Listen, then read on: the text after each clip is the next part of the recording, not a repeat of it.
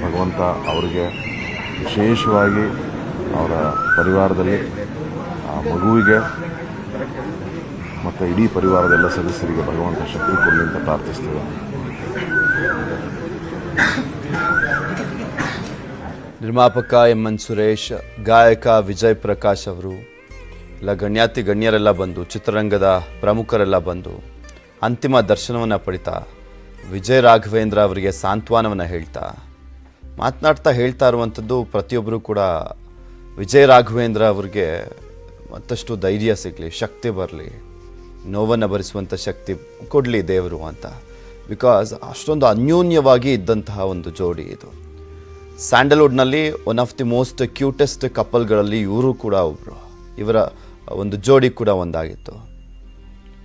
ಒಂದು ಮಾದರಿಯಾಗುವ ರೀತಿಯಲ್ಲೂ ಕೂಡ ಕಳೆದ 16 ವರ್ಷದಿಂದಲೂ ಕೂಡ ದಾಂಪತ್ಯ ಜೀವನ ನಡೆಸ್ಕೊಂಡು ಬರ್ತಾಯಿದ್ರು. ಇದೇ ಮಾರ್ಚ್ 26ಕ್ಕೆ ಅಂತ ಕಾಣಿಸುತ್ತೆ 16 ವರ್ಷಗಳು ತುಂಬ್ತಾ ಇತ್ತು ಅವರ ದಾಂಪತ್ಯ ಜೀವನಕ್ಕೆ. ವಿಜಯ ರಾಘವೇಂದ್ರ ಮತ್ತು ಸ್ಪಂದನ ಅವರದ್ದು. ನಿನ್ನೆ ತಡರಾತ್ರಿ ಬಂದಿದ್ದು ಪಾರ್ಥಿವ ಶರೀರ ಬ್ಯಾಂಕಾಕ್ನಿಂದ. ಥೈಲ್ಯಾಂಡ್ನಿಂದ ತಾಯ್ನಾಡಿಗೆ ಬಂದಂಥ ಸಂದರ್ಭದಲ್ಲಿ ಏನೇನು ಪ್ರೋಸೆಸ್ ಇರುತ್ತೆ ಅದೆಲ್ಲ ಮುಗಿಸಿ ನಂತರ 12 ಗಂಟೆ ಸುಮಾರಿಗೆ ಅಲ್ಲೂ ಚಿತ್ರರಂಗಕ್ಕೆ ತರಬೇಕು, ಹೀರೋ ಮಾಡಬೇಕು, ಆತ ಕೂಡ ಚಿತ್ರರಂಗದಲ್ಲಿ ಸೇವೆಯನ್ನು ಸಲ್ಲಿಸಬೇಕು. ಬಿಕಾಸ್ ಇವರ ಕುಟುಂಬದ ಹಿನ್ನೆಲೆನೇ ಚಿತ್ರರಂಗದಿಂದ ಬಂದಿರುವಂಥದ್ದು. ಚೆನ್ನೇಗೌಡರೆಲ್ಲ ನಿರ್ಮಾಪಕರಾಗಿದ್ದರು.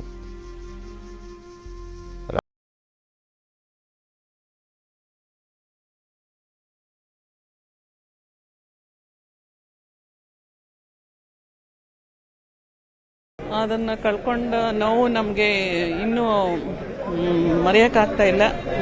ಅವರ ಒಂದು ಕ್ಯೂಟ್ ಹುಡುಗಿ ಅದು.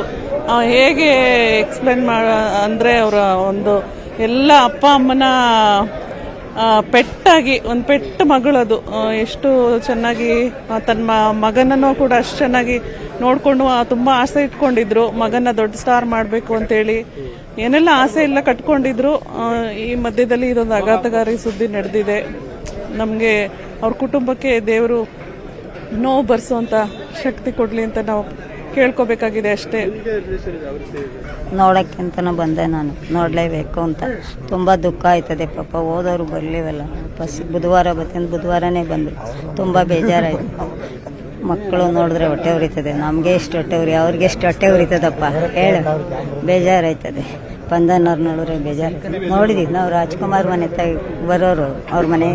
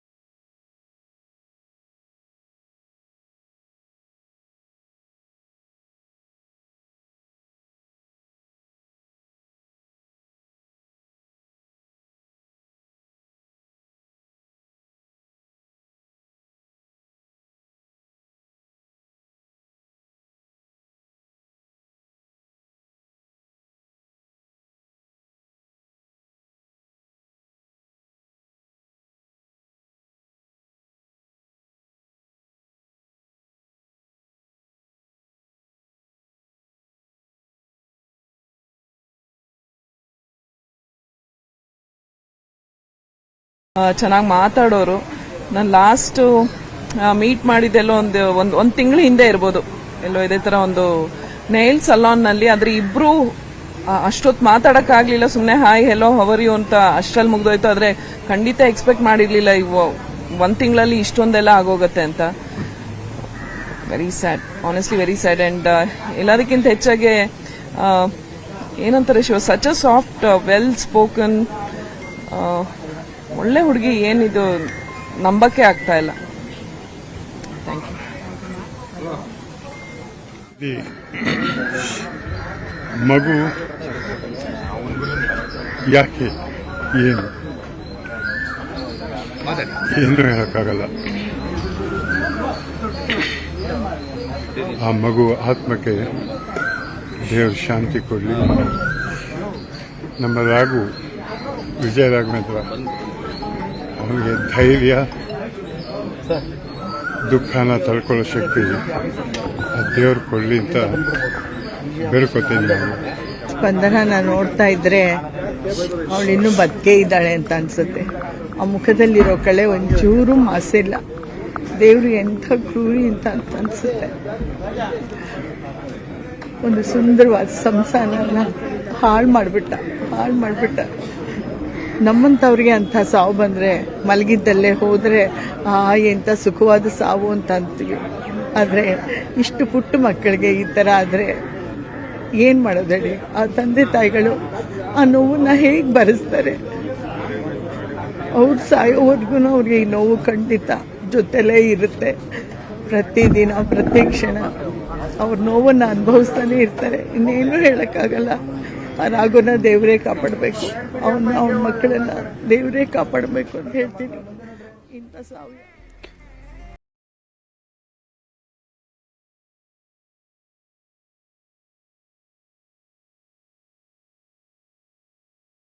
ನೋವು ಅಂದರೆ ವಿಜಯ ರಾಘವೇಂದ್ರ ಅವರು ಹೇಗಿರ್ತಾರೆ ಅಂತ. ವಿಜಯ ರಾಘವೇಂದ್ರ ಅವ್ರನ್ನ ದೇವರೇ ಕಾಪಾಡಬೇಕು ಅಂತ ಹೇಳಿ